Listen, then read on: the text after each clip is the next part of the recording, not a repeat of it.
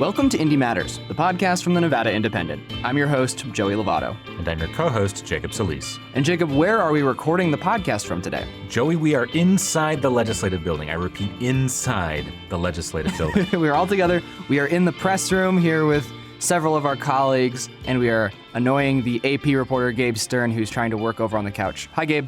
Hi, honored to be here. Welcome to the podcast. So, Jacob, we are talking about a lot of stuff today. We're talking about nursing shortages. We're talking about resort fees. We're talking about homeless bill of rights. We're talking about a lot of stuff. And to start off, we are joined by our fellow colleague, Tabitha Mueller. Tabitha, how's it going? It's going well. Welcome to the podcast. Thank you. Welcome to the legislature. Thank you. It's a very intimate recording. We're all kind of sitting in the corner. We're all very close to each other yes. right now. So let's start off. Tabitha, tell us a little bit about this nursing shortage that we're facing here in Nevada. So Nevada's been facing a nursing shortage for a while. It's been pretty critical levels, but during the pandemic, it got a lot worse. Especially, you're seeing long hours. Private companies pay more and better than like what you can do for a hospital. And so we actually have a shortage of about 4,000 nurses. So we need 4,000 nurses here in Nevada. And so lawmakers, lobbyists, healthcare professionals are all talking about this issue of how do we solve this crisis? And everyone has different ideas or different ways of thinking about it. So it's a pretty contentious issue right now. That's right. And there's basically two ways that you can look at solving it. And for the audience, I've also been covering this shortage as our higher ed reporter. So you can either bring in nurses from elsewhere, or you can find a way to get more nurses through the pipeline, teach more nurses at colleges, and figure it out that way. Both those things, there's bills in the works, but both of them have their own problems. So what is kind of the proposed solutions right now to curb this shortage? So there's a couple, and I'm sure Jacob can take a stab at this too from the kind of higher education perspective, but one of them is called the Nurses Compact. Basically, it's a multi-state license that Nevada could then sign on to, and then if a nurse held one of those multi-state licenses, he or she could work in Nevada, they could work in California, they could work in Oregon, any member of that group, which would basically just make it so we could have more nurses here in the state and open it up. Another solution that kind of has been pitched, and Jacob, I'm curious to hear your perspective on this one, but one is to say, look, we actually have a problem with the nursing pipeline. We are not training enough nurses to meet the demand for nurses that's taking place. So the Hospital Association has said on multiple occasions, what if we lowered barrier to entry for teachers, right? Do they all have to have a master's? Can they be working professional nurses? But there's some issues with that. That's right. And so class sizes for nurses are very small. But the problem for nursing instructors, right, or certainly I've talked to people from UNR and the Nevada State College nursing schools, and basically what they say is that, look, people in nursing classes barely get any face time as is with their instructors, because if you look at the amount of clinical study they can actually do, it's already limited with small class sizes. You make that bigger, you're reducing the amount of one-on-one time that these students are getting with instructors. And so what they say is the problem is that instructors aren't actually being paid enough to compete with the private sector, right? You could make almost twice as much money working for a hospital as you could working for a university. And they have a lot more inflexibility when it comes to actually hiring these instructors than, say, the private sector does. And that's what they say is the problem. And we've heard conversations about wages for nurses, but what the hospitals say is, look, nursing wages are actually pretty high relative to other nurses across the country. So that's less the issue for them. What is the impact of not having enough nurses in the state right now? Obviously, if you go to the hospital, you're going to get a nurse, but is it just that you're going to have to wait longer? What does that mean for the average Nevadan right now? I mean, what that means, though, is that nurses are overwhelmed with the number of people that they're having to care for, right? You have nurses now who have more people than they're supposed to that they're taking care of. There's like an ideal patient to nurse ratio. We are way far away from that. We have an older nursing population as well. So nurses are actually getting to the age of retirement, and there aren't new nurses coming in to replace them. This is also a problem on the pipeline end, is that the age of nursing instructors is getting higher and higher and higher because it's so difficult to hire new instructors. Because younger nurses are simply not going into the teaching side of this. And a lot of nurses are going into work for insurance companies or other, higher paying wages that they don't have to deal with the stressors that we've already talked about.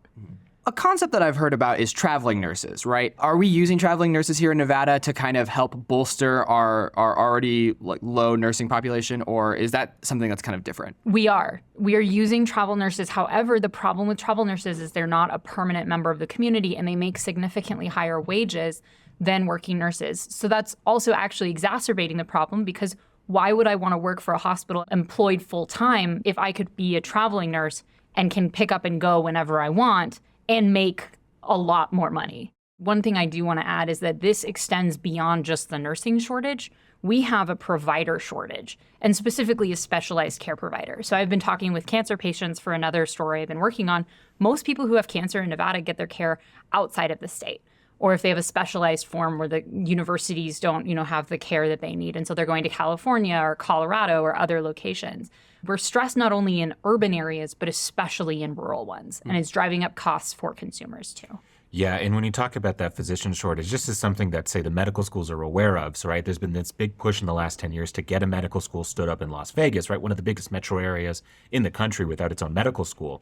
And now it's finally graduating students. And so many of these students are actually going out of state for residencies in other states because they simply do not exist in Nevada. And a lot of these residencies are specialized. They're very specific programs. And the thing is that these students, once they leave Nevada, there is zero guarantee that they're going to come back. I was talking to the medical education deans at both UNR and UNLV, and the money they're asking for is $50 million for residency programs. And that's not a chunk of change that the legislature would dole out lightly.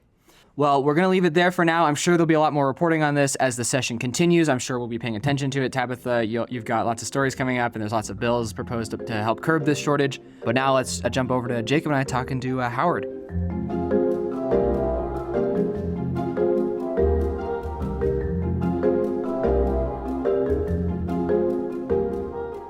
Now we're talking about something totally different, which is resorts fees. We are now here with our gaming reporter, Howard Stutz. Hello, Howard. How's it going?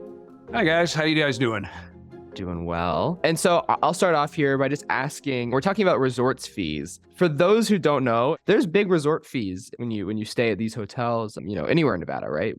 Pretty much on the Strip and in Reno, or the Reno properties, downtown Vegas. I mean, you're thinking when you say resort fees, you're looking at resort properties. That's really what it is in Nevada. But I mean, if you go out of state, stay somewhere, you will probably have a resort fee, possibly the size of the hotel, depending on where you're staying. For the Strip in downtown and probably Reno, you're looking at like $15 to $50 a night.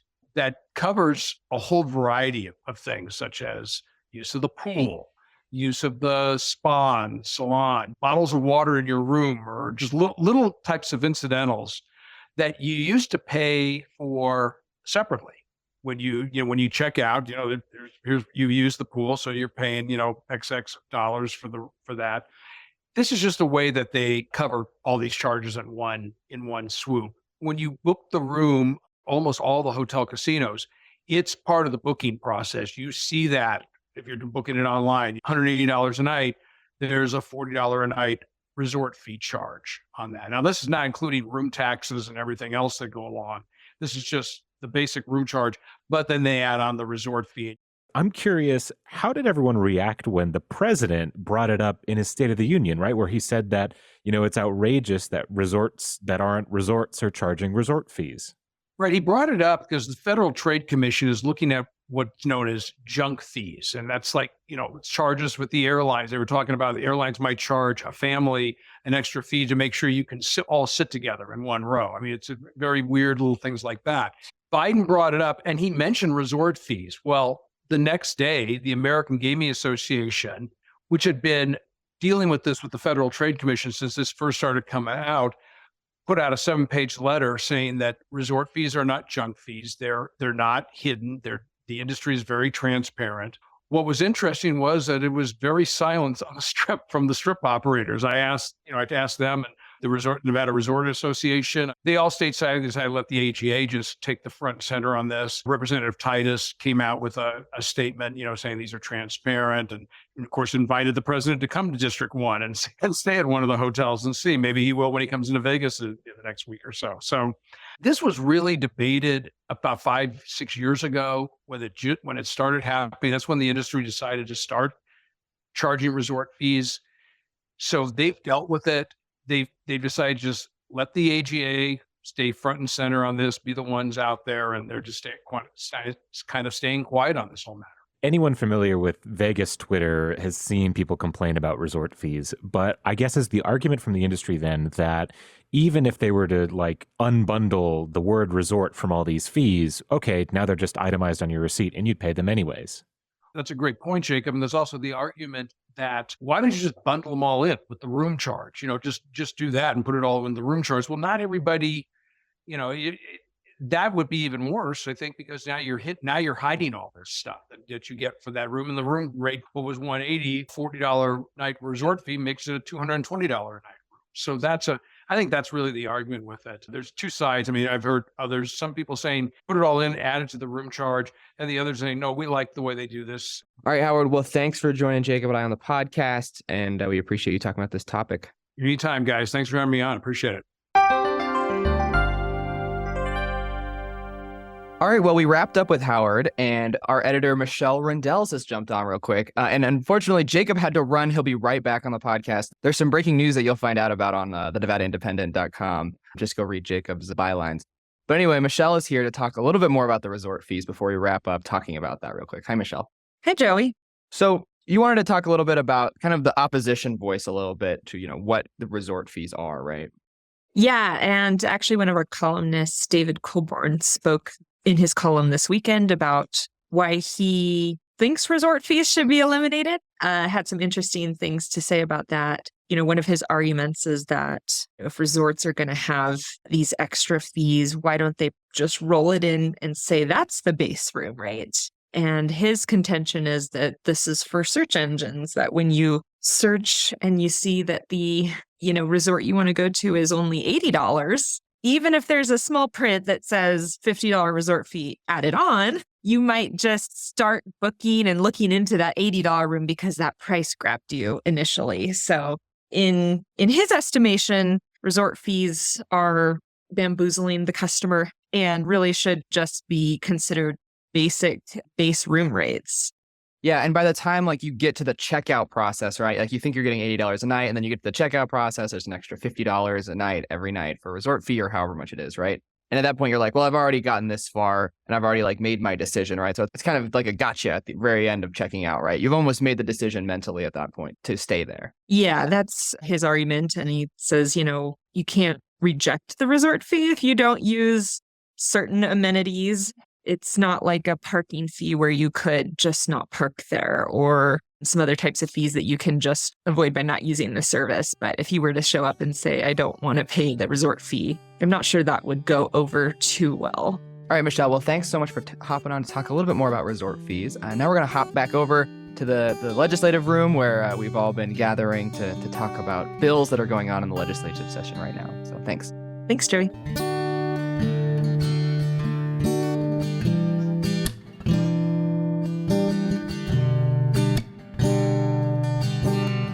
All right, Jacob. Well, we have gathered all of the Indy reporters in the press room around one microphone. We're all kind of having to lean in. Welcome, Carly Sauvageau, Sean Golonka, Tabitha Mueller. Thank you for joining Jacob and I to talk about the legislature. So to start off, we're going to talk about the Homeless Bill of Rights. This is something you've been reporting on, Carly. Tell me a little bit about this. This is a thing that was presented to the legislature recently. Basically, it's a bill sponsored by Dallas Harris, and it is basically a declaration that says people who are homeless have the same rights as anyone else. But it didn't just start out that way, right, Carly? Yes, it was actually it had a lot of discussion around it, a lot of testimonies, because initially the bill said that a homeless person could be in any public space, including parks and government buildings, and this is against some local laws. Right before the hearing, then Dallas Harris submitted some amendments that said they just had that right to the extent of any other Nevadan. Right. And it's interesting because this bill it actually had protections in, and then it got significantly watered down, midway through. Yeah, exactly. It was basically kind of actually gave homeless people some legal rights, and now it's just a declaration, essentially. And that's a common thing we're going to see throughout this session. Bills that propose big changes, and then they get a lot of opposition, and they're watered down to something that really doesn't change very much. Yeah, the joke is usually that bills get watered down into a study. So this is the sort of declaration equivalent. Yeah, so it's not creating anything new in terms of laws. It's not changing any current laws. It's just kind of this acknowledgement of homeless individuals and their current rights. Yes. Okay. Well, anything else going on in the legislature that you guys are paying attention to, the legislative team? There's been kind of a lot going on, right?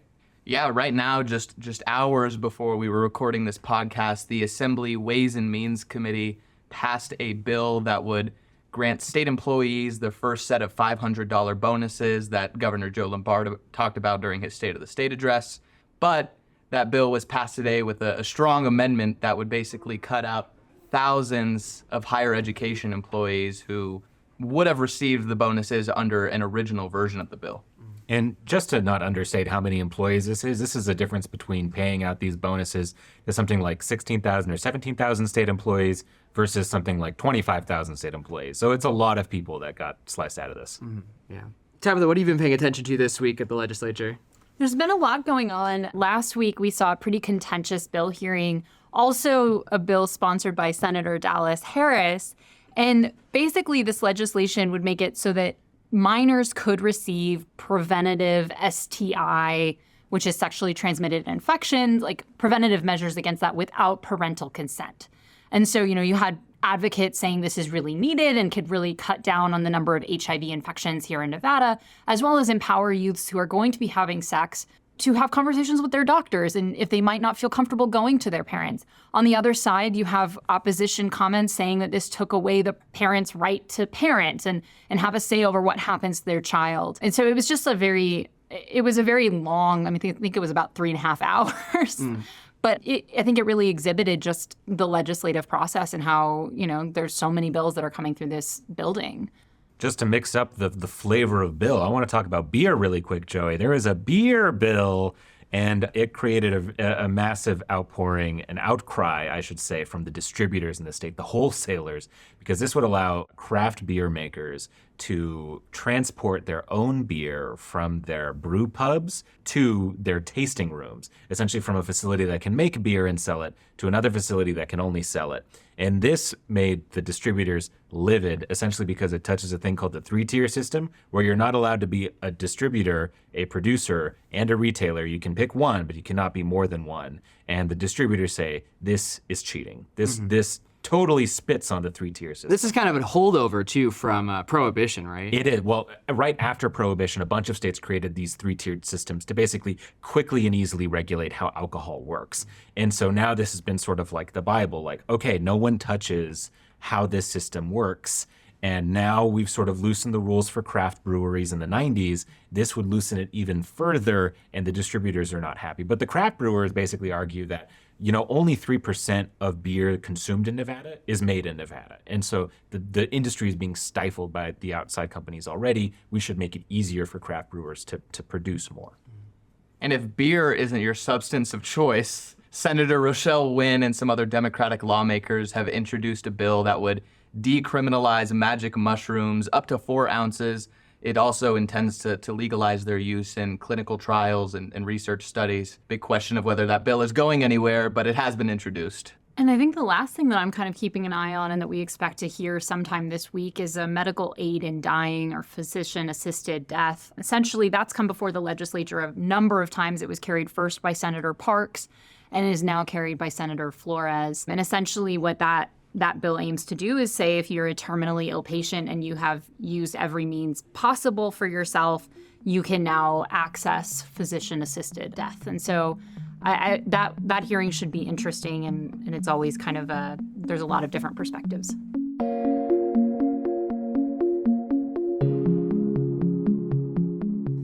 Okay, well, there's a lot more going on at the legislative session. You can find that in our newsletter Behind the Bar, as well as just on our website, thenevadaindependent.com. We'll have more legislative coverage on the podcast as well in the coming weeks. But I wanted to end with one fun little thing that happened today. Tabitha, you came running into the press room earlier, and you said, guys, there's people getting married out in the hallway right now.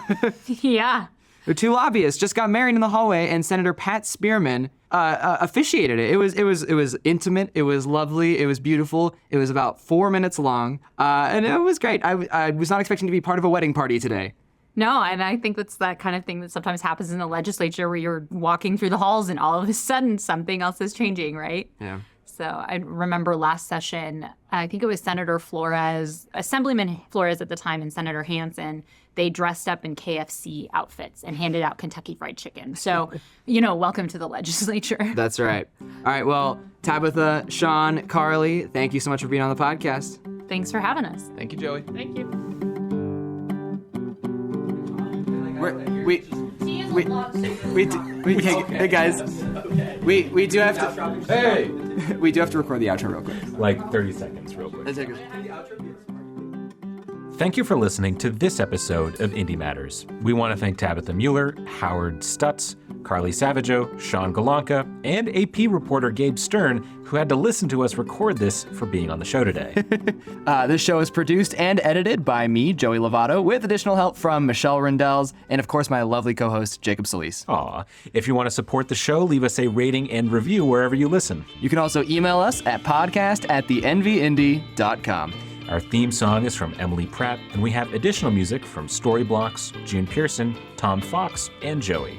Thank you for listening to Indy Matters. I'm your host, Joey Lovato. And I'm your co-host, Jacob Solis. And we'll talk to you next week.